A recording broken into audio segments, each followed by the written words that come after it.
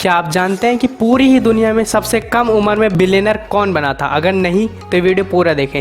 Elon Musk 41 की उम्र में बिलियनर बन गए थे। जेफ बेजोस 35 की उम्र में बिलियनर बने। बिल गेट्स 31 की उम्र में बिलियनर बने। इवन स्पाइजल 27 की उम्र में बिलियनर बने।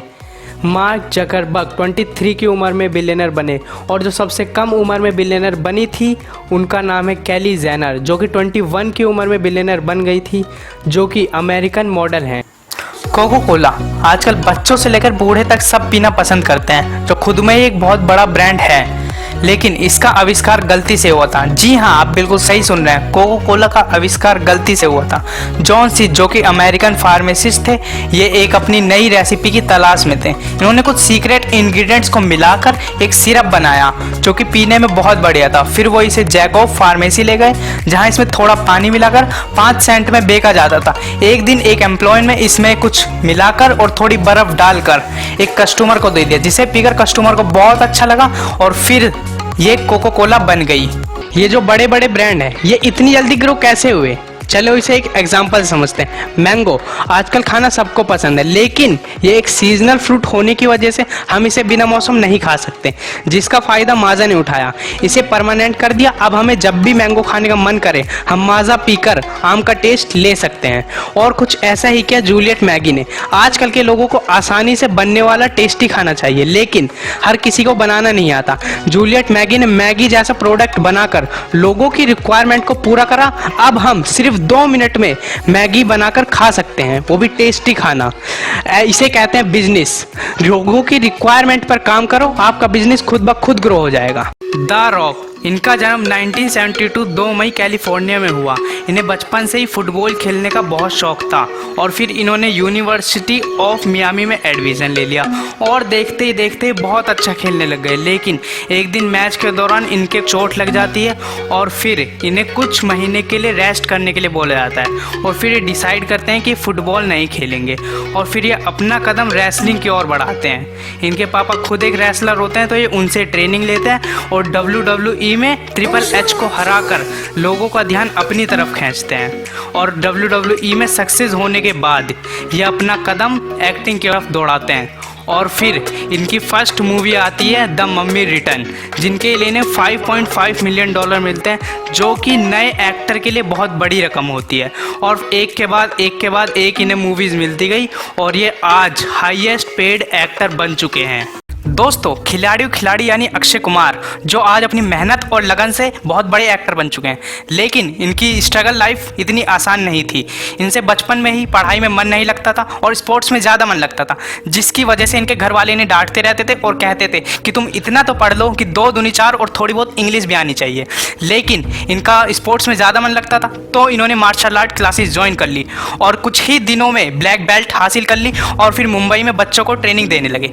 एक दिन किसी स्टूडेंट के पापा ने इन्हें कहा कि तुम मॉडलिंग में क्यों नहीं ट्राई करते, तुम अच्छे खासे हो, फेस कट भी अच्छा है, तुम मॉडलिंग करो। और धीरे धीरे करते करते ये मॉडलिंग करने लगे और अपनी फ़ोटो लेके जाते, लोगों को दिखाते और ऐसा करते करते इन्हें एक काम मिला, जिसके लिए इन्हें 2 घंटे में 21,000 का चेक मिला, जो कि इनके लिए बहुत बड़ी रकम थी क्योंकि 5,000 रुपये महीना कमाते थे। और उसके बाद फिर इन्होंने डिसाइड किया कि अब मैं मॉडलिंग ही करूँगा। मॉडलिंग करते करते ये एक्टिंग पे आ गए और आज बॉलीवुड के एक बिगेस्ट स्टार बन चुके हैं। व्हाट्सएप तो आजकल हर कोई यूज़ करता है, लेकिन क्या आप जानते हैं कि व्हाट्सएप कैसे बना और किसने बनाया?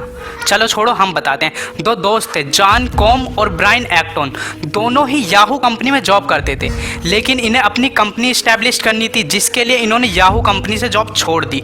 और उसके बाद इन्हें स्टार्टिंग में कुछ ज़्यादा सक्सेस ना मिली, इस वजह से इन्होंने सोचा कि हमें दोबारा से जॉब करनी चाहिए। फिर ब्रायन एक्टन ने फेसबुक में जॉब के लिए अप्लाई किया, लेकिन वहाँ से इन्हें रिजेक्ट कर दिया गया। और उसके बाद इन्होंने ट्विटर में अप्लाई किया, लेकिन इन्हें वहाँ से भी रिजेक्ट कर दिया गया। और उसके बाद इन्होंने सोचा कि अब मैं किसी के यहाँ जॉब नहीं करूँगा, मैं अपना ही कुछ प्रोडक्ट बनाऊँगा। और फिर इन्होंने अपने दोस्त के साथ मिलकर दिन रात मेहनत करी और व्हाट्सएप बना दिया। और उसके बाद कुछ ही सालों में व्हाट्सएप फेसबुक से ज़्यादा ग्रो हो गया। और उसके बाद इन्होंने व्हाट्सएप फेसबुक को बेच दिया $19 बिलियन में। और देखते ही देखते जिस कंपनी ने इन्हें रिजेक्ट किया था, उसी कंपनी के शेयर होल्डर बन गए। गूगल मैप आजकल सबको यूज़ करता है, लेकिन क्या आपको पता है कि गूगल मैप बना कैसे था?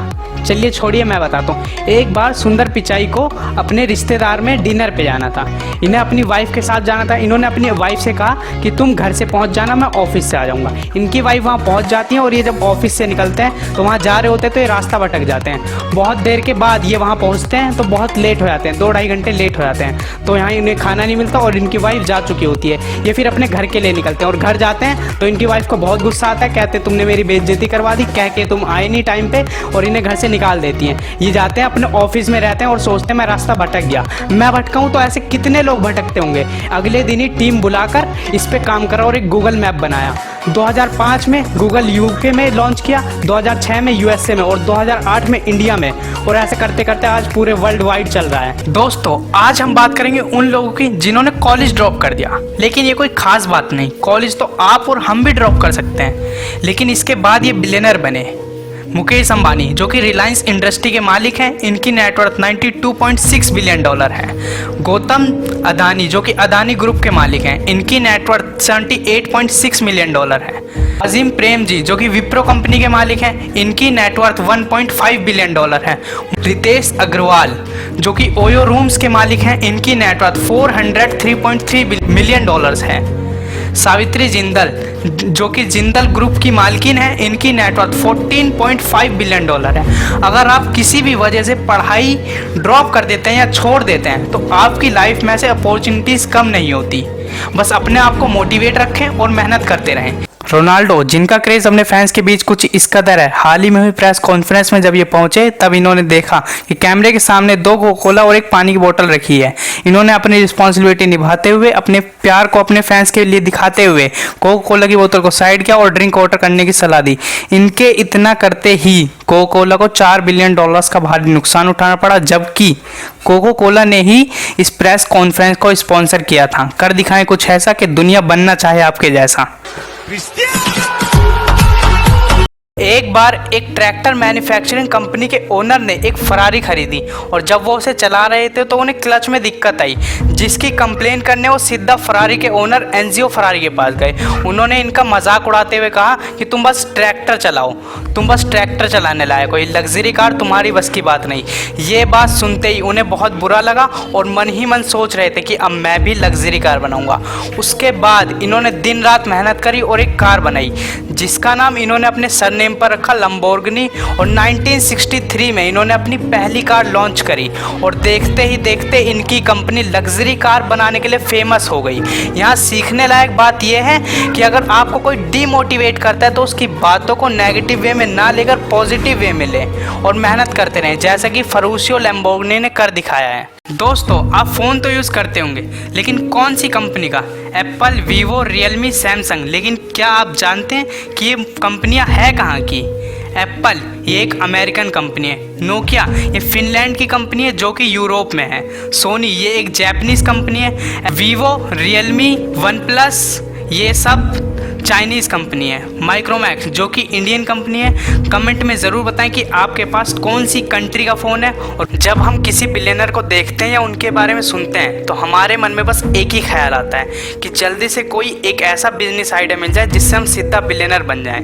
लेकिन हमारी सबसे बड़ी गलती यही है, क्योंकि कोई भी बिलियनर हो वो ऐसे ही बिलियनर नहीं बना। उन्होंने भी छोटी मोटी नौकरियाँ करी हैं और एक्सपीरियंस लिया है और फिर वो आगे बढ़े हैं। जैसे कि जेफ बेजोस जो कि अमेज़ॉन कंपनी के मालिक हैं, इन्होंने अपनी पहली जॉब मैकडोनल्ड्स में करी थी। इलॉन मस्क जो कि टेस्ला कंपनी के मालिक हैं, इन्होंने as a software engineer job करी है। वॉरेन बफेट जो कि American business magnate and investor हैं, इन्होंने न्यूज़पेपर डिलीवर बॉय का काम किया है। यहाँ सीखने लायक बात यह है कि कोई भी काम बड़ा या छोटा नहीं होता, उस काम को इतनी शिद्दत से करो कि उस काम को गर्व होना चाहिए कि उस काम को तुमने किया है। वीडियो अच्छी लगी तो वीडियो को लाइक करें और ऐसे ही मज़ेदार बातों को सुनने के लिए चैनल को सब्सक्राइब करें।